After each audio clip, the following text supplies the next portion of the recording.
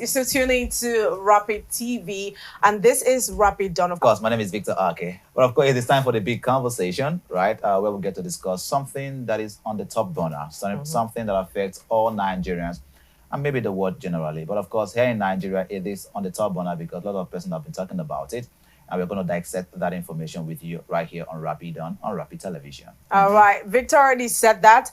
We're diving into a conversation that has sparked both curiosity and controversy because we're talking genetically modified organisms. Right. Now, a lot of Nigerians have had like a lot of questions to ask, especially how these things are being farmed and what we eat. Now, the thing is, sometimes the reason for this kind of backlash might be ignorance. But we're not in the field where we can determine whether or not it's ignorance that has caused the backlash and lack of acceptance of the genetically modified organisms. Right. Because we have seen countlessly in the House, it has been a topic of debate where people have said in 2015, when this was introduced, it came with a lot of backlash and it was taken out. And then we're seeing people try. I think this whole conversation about the GMO started with the post that was made by Aproko Doctor, an unconventional doctor, of course, who comes online and dissects some of these things. And in that video, which we did play here sometime, I think last week or a couple of weeks back, and we played it here. And in that video, he talked about how it's not entirely a bad thing, right? Maybe we take a pause and understand what it actually is. And then we had the DG of NAFDAC, or the MD of NAFDAC, Professor Mojisola Adeye. She came out to say genetically modified organisms are not entirely a bad thing, but people should be aware of it. So if you package these things, let us know they are GMOs. Exactly. Don't make us eat it without our consent. So these are some of the reactions that have been all over the public space, especially as we gout genetically modified organisms. And today we have someone who is an expert in this field who will help us dissect this. We have our guest today, Dr. Tony Bello. He is the chairman of Shine Bridge Global, and he is a food scientist as well. So I think he's in a better place to help us understand this better. Now, we might also add that he is the head of this agribusiness that is both based in the US and in Nigeria. And so we can understand these things from two perspectives, diverse perspectives. So he has a knowledge of what it is here in Nigeria, and he does have a knowledge about GMOs from outside of Nigeria. Good morning to you, sir. Good morning, Martha, and good morning, Victor. Yeah, good morning, sir. Let me just put out a little disclaimer there. I am not the expert, but being a businessman and an entrepreneur and a scientist, I know enough to share my own comfort level. That I eat GMO foods all the time. That's right. So we will be sharing from personal experience as well as what the market is requiring and educating our people. Nothing to be afraid of. All right. So to start up the conversation, let's just understand what GMOs are. Tell us what GMOs are and the examples in agriculture, and why is GMO? Why are GMOs important in Nigerian food system? Very well. So what I would say is let's break this down into three buckets. Okay. One is the science. Science, as we all know, is evidence-based. Second is policy. And third is the market. But let me even reprioritize those buckets. One is the science, the question you're asking. Genetically modified organism, what is that? That name sounds scary. Absolutely scary. If people are scared, I can understand. For quite some time, I didn't like the name. However, when you look at literature, you talk about genetically engineered. Without the organism really comes from a good bacteria that happens to be resistant to pests and diseases. And it is cloned, and that DNA is inserted into plant materials. In the US, and I like the global perspective, we're talking about regulations by three major bodies in the US in terms of policy. But the market is huge. In the US alone, we're talking $14-15 billion market. And globally is 25 to 27 billion. US dollar market. Yeah. So I think that ought to give us a little bit of comfort that the market is out there. We are not the guinea pigs. But genetically modified organisms, or we call it genetically engineered Okay. or bioengineered. It's also BE. Okay. Yeah, so I think we should start from the lexicon. Okay. Let's start talking genetically engineered and genetically modified. That organism is just makes it feel like you're Sounds eating, like eating chemical. worms or Right. something, you know, but that's not what it is. Okay. Yeah. So let's talk about what actually makes the GMO different from traditional crop breeding. Very well. Yeah. Yeah, so science advances all the time. When I started my career in food science, there were things we were taught Yeah. that reminds me of what we call food preservation. And then we'll have food processing. Okay. And then food microbiology. Out of food microbiology, what scientists have discovered is you can actually extract a gene, a DNA, and precisely place it in certain plant materials that would help you to either build pest resistance or help you with heat tolerance. So it is a faster and improved way of breeding. Okay. That's what genetic engineering really Really is. is all about. Okay. So we do understand that the reason for fertilizers, pesticides, and what have you is to grow the crops, and fertilizers or pesticides rather to protect them from this pest. So are you saying because the GMOs or genetic engineering already has like some sort of resistance to this pest, there'll be no need to use pesticides in the farmland, especially when they are genetically modified? That is very correct. For example, there is a strain of bacteria, the BT. We may have heard of BT cotton or BT maize. Really, I had to look at the name. Let me be very clear. Bacillus thuringiensis. Bacillus thuringiensis. In food microbiology, probiotics, prebiotics, we actually take good bacteria, which is what you eat when you're eating yogurt. It's good bacteria that is good for our body. Same thing is we found out that this particular bacteria has a gene component that is naturally resistant to pests. So when the pest wants to eat your corn or your soybean, it just can't resist it, so they stay away from the crop. Okay. That is a good thing. That is a beneficial thing. Yeah. But the part of the policy issues that we consider is long-term sustainability. What does it do to the environment? Okay. What does it do to the body? What does it do to the animals? The beef, the cattle, and all the things that we eat. That's where the controversy tends to come from. Okay. But going back, just you said curiosity, the market and the science are no denier. The controversy is from the policy side. Okay. Policies.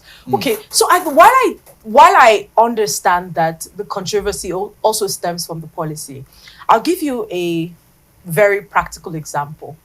There's what we call cherry here in Nigeria. It's called agbalumo. You know it?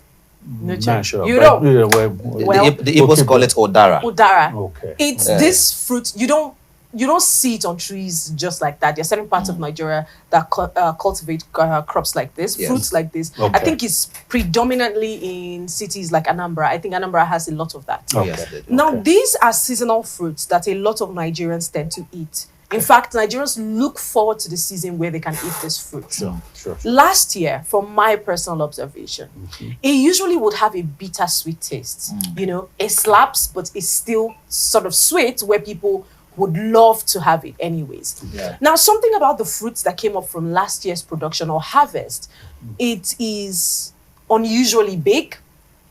Okay. unusually sweet, which means it no longer has that bitter sweet feeling, which is what draws a lot of Nigerians to it. Okay. It is sweet all through. Okay. In fact, it feels like sugar was injected in this. Yes. We are familiar with these kinds of fruits because they're predominantly in Nigeria, and we look forward to seasons where we can have them. Yeah. But they have become completely different. They've taken out the sour taste, which makes it, the curiosity in the part of the fruits, actually. That's just for the cherry now. We have other fruits like cucumber. If you see a genetically modified cucumber and you see a locally produced cucumber, they look very different in size, in shine, and sometimes in taste. So while I understand that policies might be the reason that we experience some of this resistance, the outward appearance of this crop also play a vital role in the acceptance of this crop. So what does it alter? These GMOs, when they are injected in the crop or the farm lot, or however they are being cultivated, what does it alter in the genetic material of the product or the farm produce? Okay. So let's separate the facts from the fiction, Okay. right? The observations you have made, number one, we don't know if it is genetic modification that has caused the difference. That's number one. Yeah. To really get into that, you have to do real scientific analysis. Okay. Yeah. So we can't just make such an assumption. However, there is something called mutagenesis. Okay. It's a naturally occurring phenomenon, Okay. even amongst humans, where you have a genetic defect of sort. How it manifests itself, we don't really know. So I'm not so sure if it is, a GMO product that Okay. you are referring to, but it lends itself to that. Okay. Right? So that's where the science separated from the fiction is always very clear. The right thing to do would have been whoever our research agencies are in Nigeria, that we take those fruits, and when we have the good ones, we make the analysis to be sure, first and foremost, that this is mutagenesis, which is something that occurs every now and then. Right. Even in families, there's some people are more prone to diseases, whether it's a recessive gene or a dominant gene. So we don't know. But the right thing to do is to challenge our scientists, our research institutions. Let's first and foremost understand what happened. What is the genetic makeup of the sweet, bitter, traditional cherry versus the sweeter version? Okay. Yeah, that's the way to go about it. And not just automatically assume that, oh my goodness, These this are is genetically GMO. modified. Yeah, Okay. GMOs are very intentional. Okay. And it really doesn't change the phenotypical characteristics of the product. The corn looks exactly the same. The cotton looks exactly the same. The soybean looks the same. Yeah. This is where science is science. And science really doesn't lie. Yeah. So it's not the emotions. Everything is the same. The opportunity is in transparency, in labeling products that are genetically modified, and this is what happens in the United States. And the Food and Drug Administration is the regulatory body that makes sure food companies and grocery stores actually indicate if we are eating a genetically engineered product. And they call it bioengineered, not genetically. Let's talk about food protection and preservation, or food security as it is, which of course is one of the reasons GMO has been introduced in Nigeria specifically. If you also notice, we have tens of millions of Nigerians that are also still suffering from food insecurity. So the question is, will this GMO crops truly help solve Nigeria's hunger challenges? Absolutely, yes, it would. So let's look at the U.S. market for a second. And I think if we bring the global perspective, it will help us to have a certain level of comfort in genetically engineered products and foods. Okay, so in the US, there are a number of products, mostly corn, soybeans, safflower, canola. Yeah. These are generally used as ingredients Okay. in the food products. Okay. There are some fresh produce. I don't want to, you can Google it, but there are some fresh produce also, which you can eat fresh. But these are very intentional engineering of the crops. Okay. Now bring that to Nigeria. We have BT cotton. Yeah, we're not eating cotton. The food ingredient out of cotton is cottonseed oil. Okay. Yeah, and so you extract the cottonseed oil, you use the cottonseed oil for frying, for baking, and doing other things. Okay. Beet sugar in the US is a major one. So when we eat sugar, syrup, and other things, we're actually eating genetically modified products. Oh. Yeah, if you're using canola oil, I prefer to make my stew with canola oil. The flavor and taste of canola oils for me is most preferred. So I am eating Okay. on a daily basis canola oil, which in most cases is over 90% of that product is genetically modified, Oh, wow. at least in the United States. So in Nigeria, we're talking about cotton and I believe it's cowpeas. Yeah, that's copy. Yeah. Yeah. That's And BT maize. they just recently approved the maize. Yeah. But I think regulation-wise, what we want to encourage government to do is number one, boost and strengthen the regulatory bodies, boost and strengthen the science, and so that labeling of products is very, very clear. Right. In the US, as an example, it started with animal feed. So soybean and maize are principal components for all kinds of livestock. Okay. We're not eating it directly, boiling and eating the way we would do cowpeas in Nigeria. So it's just a common sense regulation at the end of the day. Okay. But the yields are usually much, much higher. That is why we are doing genetic engineering and then heat tolerance. We have seen effects of climate change. If we don't do something about it, very soon we won't be able to produce anything at all. Just looking at the climate drought resistance, you have to proactively take advantage of every technology that we have in our toolbox to be sure that we are constantly producing food.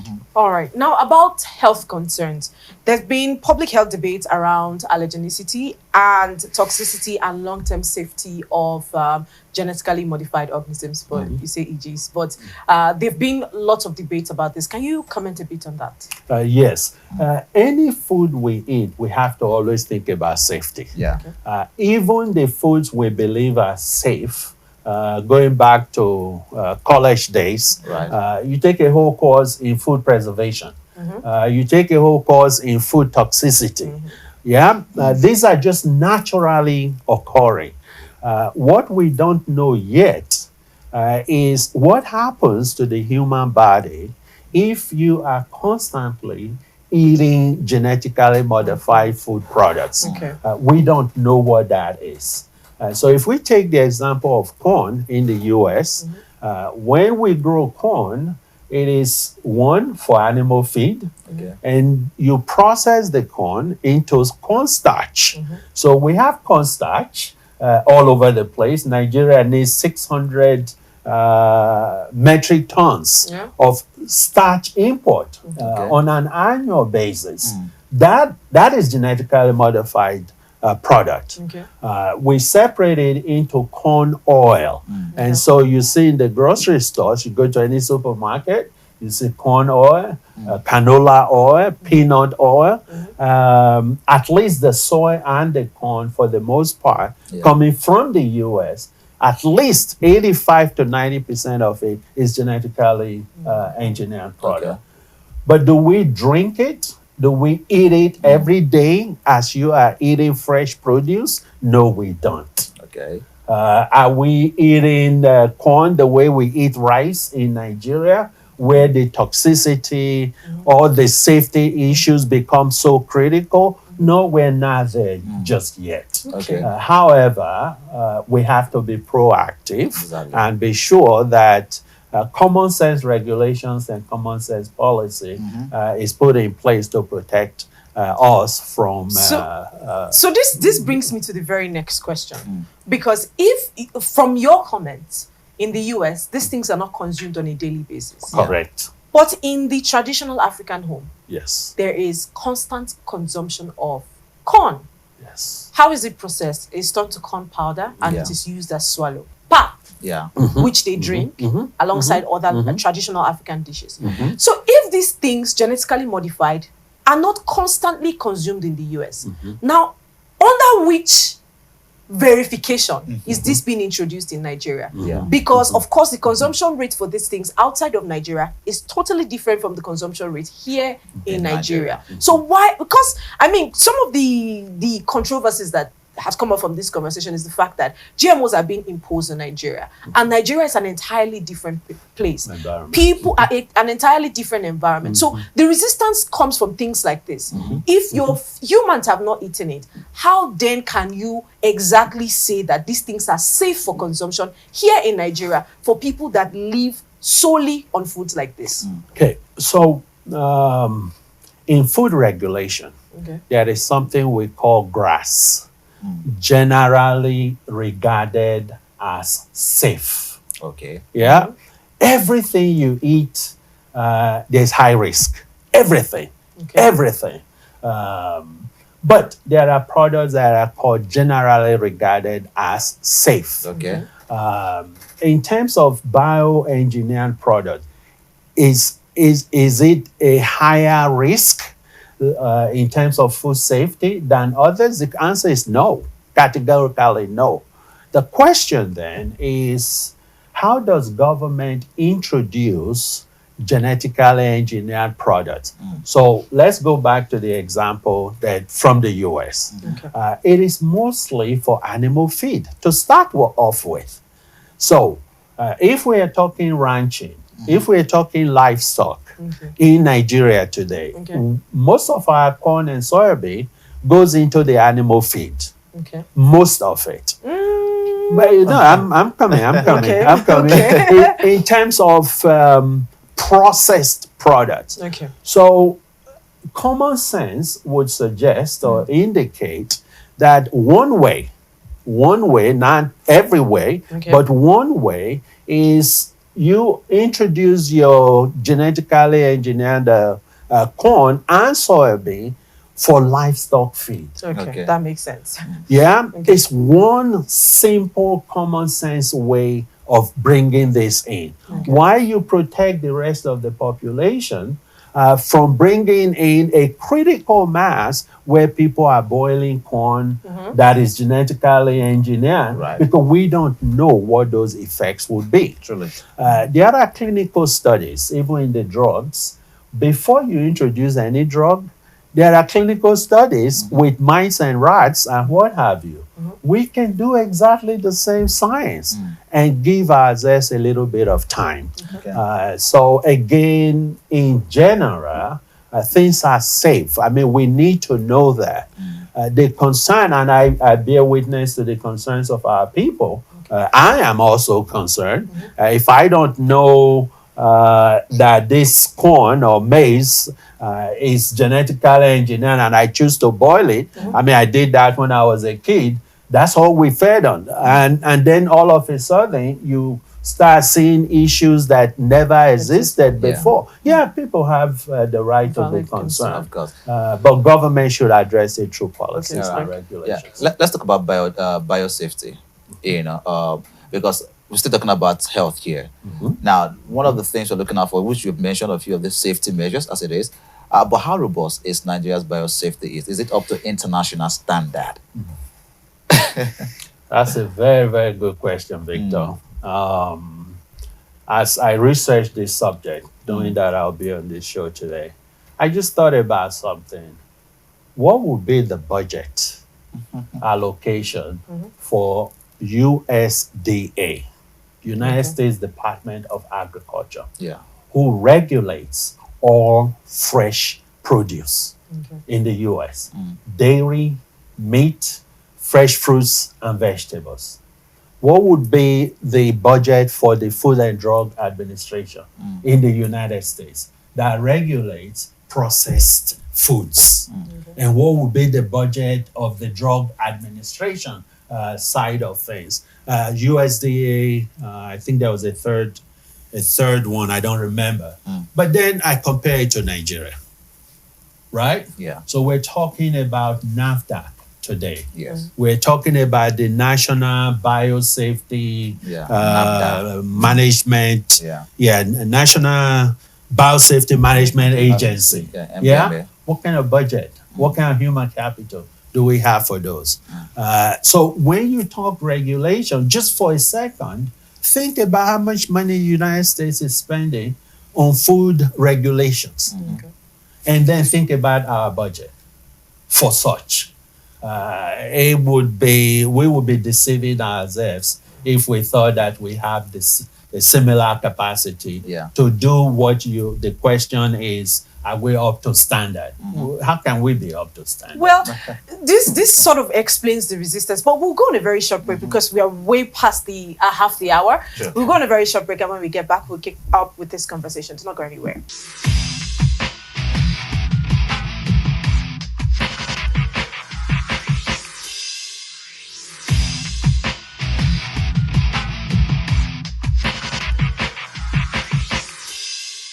All right, welcome back and thanks for staying with us. Of course, it's still Rapid Done right here on Rapid TV.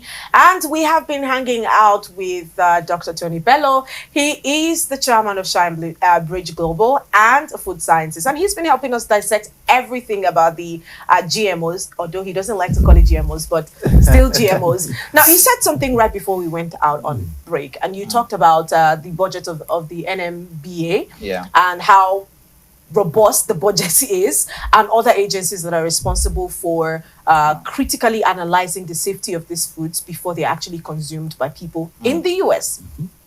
Now, you also you juxtapose that with the Nigerian economy and how we might be incapable of spending such an amount of money in budget for ensuring that these foods are safe enough. This is like asking us to trust the science that is largely funded by the people, corporations that profit from the results of these GMOs. Because how can we trust? You have not exactly told us that GMOs are safe enough to be consumed, but you want it to be embraced by the Nigerian. We've seen Bill Gates and all of everything he had to do here in Nigeria about telling Nigerians to accept genetically modified organisms. I love the point where you came from, truthfully, about the fact that we don't need to accept it all way around. We can accept it one way around, which means the livestock can feed, other animals can feed on it, but humans continue to feed on the locally produced one. But now, we're talking about safety. Since we do not have the money to ensure the safety of this food before it saturates the Nigerian market, what do you advise should be done? Very good question. I wish I have the magic wand to have the right answer on this one. I don't. The truth is, we have to learn to work together, collaborate. Let's bring the business people in. It doesn't have to be Bill Gates bringing seeds from America to Nigeria. Why? We have smart Nigerian scientists in anything we do. I mean, we are proud of our brain and intellectual capacity. In anything we do, we excel. So let's challenge ourselves, especially the youth. Let's start thinking about science as a means to make money. Why can't it be us who are the scientists doing the GMO modifications? Why does it have to be somebody else coming to us? I guarantee you, if we get really serious about this, we would have Nigerians all over the world who are subject matter experts in these things that can bring that global knowledge into our local economy. Right. So I think it starts with the human capacity, the human capital. Okay. First and foremost, let's bring in the experts. I am an expert in food processing, Okay. especially in starch and starch-related processing. Okay. I know my onions. I can transform starch into any ready-to-eat consumer food product. I am a proud Nigerian. Yeah. I am here because I want to make a difference. There are so many of us out there and so many local talents here. Is coming together and brainstorming and say, how do we get this done and done very well? Okay. Second is private sector engagement, where they see business opportunity. It should not only be Bill Gates and the Mayas and the Cadevas of the world. What about us? We have the potential, we have the capacity to do the same. Okay. And some of us are beginning to do that, especially diaspora Communities. coming back Okay. home. Let's talk about regulation a little bit, right? Okay. Which currently, there are talks that regulations are overly, being influenced by multinational biotech companies in Nigeria. Now, you also talked about the fact that some Nigerians have got to be involved in this GMO production, Absolutely. right? So, how do we balance innovation with local sovereignty? Very well. I tell you, I am not here to talk about Shambridge Global, No. but what we are doing with cassava transformation is the answer to what the question you've just asked, which is understanding of starch chemistry and technology can help us to transform our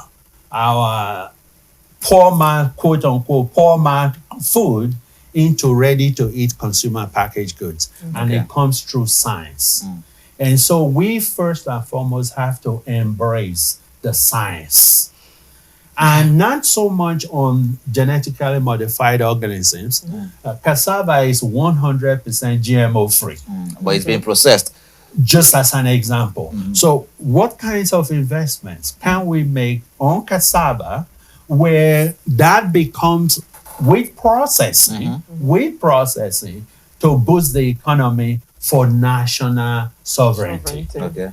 Yeah, there are a number of products. Sorghum, there's no GMO there. Millet, there's no GMO. Okay. And so it is embracing science with what we have. And let's take advantage of that and have food processing, industrial food ingredients, manufactured consumer ready-to-eat foods, Okay. which is costing us billions, over $20 billion of food import annually.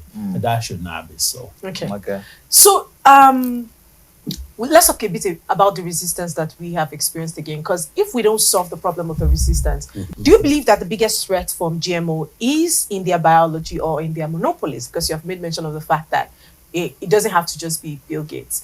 And I think that one thing that Nigeria fears the most is monopolization of a certain market. Right. We see that with the Dangote refinery. You see the resistance that is coming from on there because of the monopolization of that sector.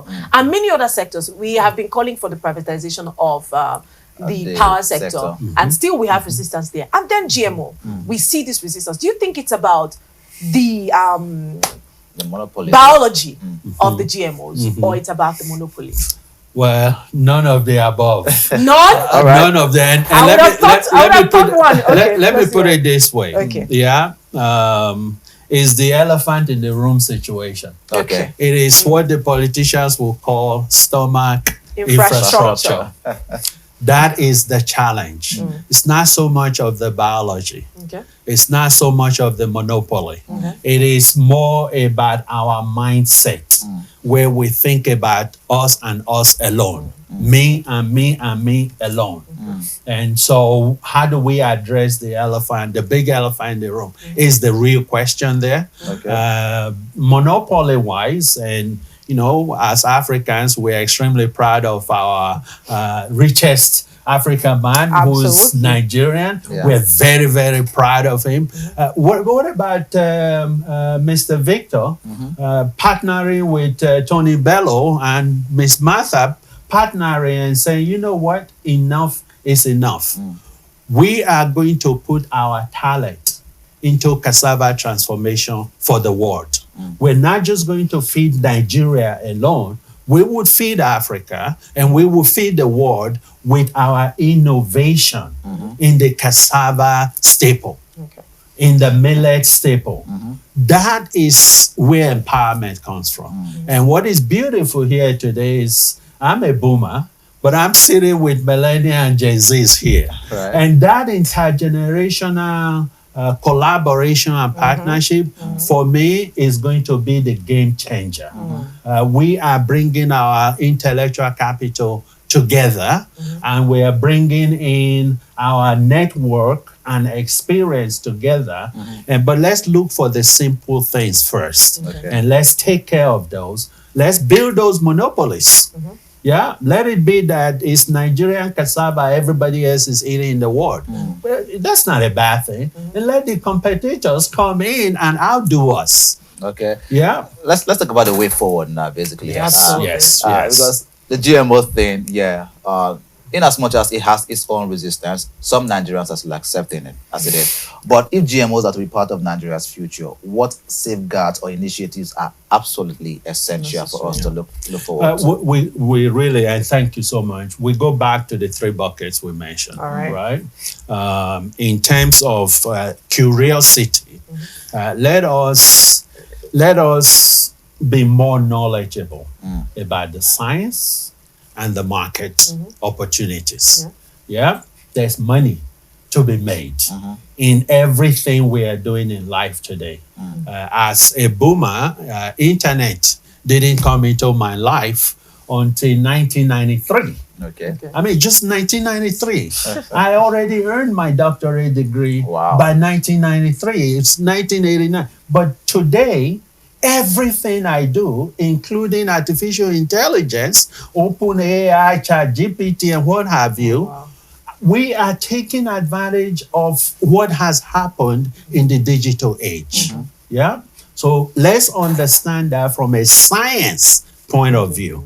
And then the market point of view. We're talking about $25 billion market. And we're going to start arguing amongst ourselves what is safe, what is not safe, instead of thinking about how do we participate in that market? What can we do with genetic modification with our own staples so that we too can export it to the rest of the world? And then last but not the least is the policy. Okay. Let's educate ourselves and let stomach infrastructure not be our number one priority. All right. Thank you so much, Dr. Tony Bello, for joining us today. And I feel like we have had a little bit of clarification, although I still maintain that it's not exactly very healthy.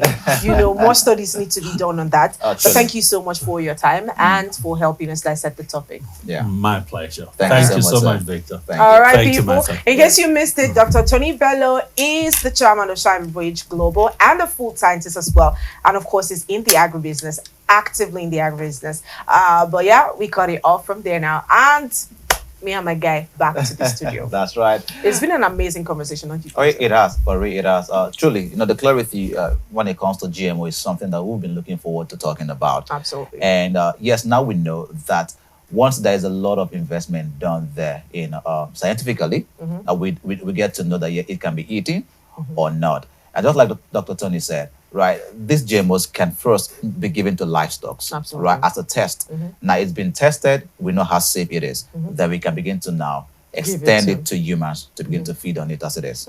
So yeah, technically two truths can coexist. Truly. It's healthy, it's not healthy. It's healthy for livestock, but might not be entirely healthy for humans unless science has proven it. And he said science has to go through the lens of science before we can guarantee that it is safe enough. But that's it for us today on Rapid Done, right here on Rapid TV. Before we go, let's remind you we are active across social media platforms, on Facebook, on Instagram, on Twitter, which is now X, and on Let's mention TikTok. Yes, Anyways, TikTok. it's at Rapid TV. And you can rewatch all the episodes here. We would encourage that you share these videos, this particular video, to your friends and family and everyone, so that they get the clarity that they need, especially when it comes to genetically modified organisms. At official Rapid TV on YouTube. Let's also remind you that we are active, very much active, on a website where you can take us with you literally anywhere on www.rbnradiotv.com. I am Martha Alu, but you can call me Martha.